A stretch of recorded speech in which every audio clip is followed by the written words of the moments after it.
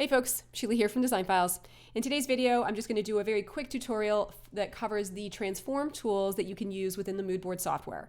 Now the transform tools are the ones that you're going to be using on a regular basis because they allow you to flip items and distort items into place so that you can create more realistic full room designs like this. So let's go ahead, we're going to delete a few of these items here, and then I'm going to bring them back in and show you how I use the transform tools to get everything exactly the way that I want. I'm going to drag this rug back in, and you can see here that it's basically shot square on, so I need to be able to distort this so that it looks realistic. So the first thing I'm actually going to do here is I'm just going to rotate this rug, and as I rotate it, you're going to see the degrees when I rotate it, and it should snap in at 90 degrees.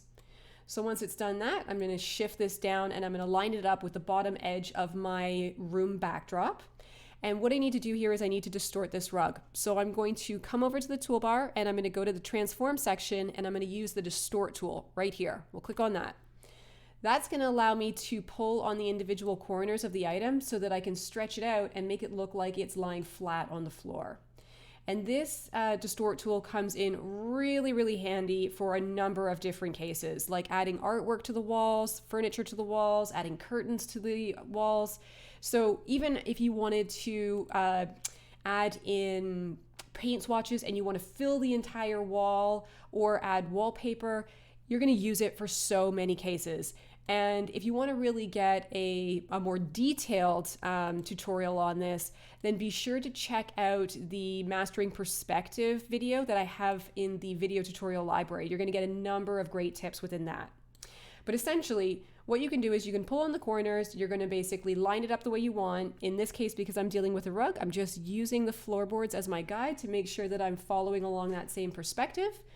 When I feel like I'm good to go, I'm going to hit apply in the left side corner here. And then you can see that this rug is sitting on top of a lot of the furniture pieces. I need to move this down. So what I'm going to do here is I'm going to go over to my toolbar and I'm going to use the layering tools. I'm going to push this all the way to the bottom. And then I'm going to bring it forward a layer or two until I have it sitting on top of the floor, but below all the other furniture within the space, just like that. Now, the other transform tool that I wanted to bring to your attention is the option that allows you to flip items, because that'll come in really handy too. So I'm going to use this chair here. I'm just going to clean it up and get rid of that little shadow by hitting the magic remover. We'll save this. So what I'm going to do here is I'm just going to kind of get my chair into position, and I might actually even just crop off those legs so it doesn't look like anything's overhanging here. So let's go ahead and we'll do that. And when I have this chair ready to go, what I'm going to do here is I'm going to duplicate it using this option right here, and then I'm going to use the transform tool to flip it. And that's basically going to give me a mirror image of this chair so that I can slide it over and place it on the other side of this design. So that'll give me that full kind of that set of chairs that's facing in towards the sofa. So the flip options are right here. They basically allow you to flip it horizontally. You can also flip things vertically, so there could be cases where you need to do that. But they're quick and easy to use, and it just kind of helps you build out your designs that much faster.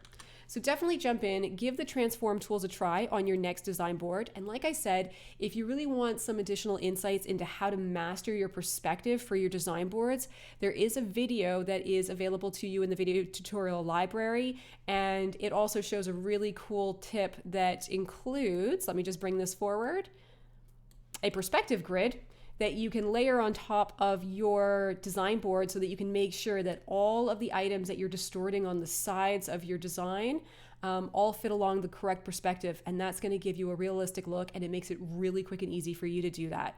So that is a video that you want to watch. And of course, if you have any questions at all about how to use these tools, always reach out to us on the live chat. We're happy to help.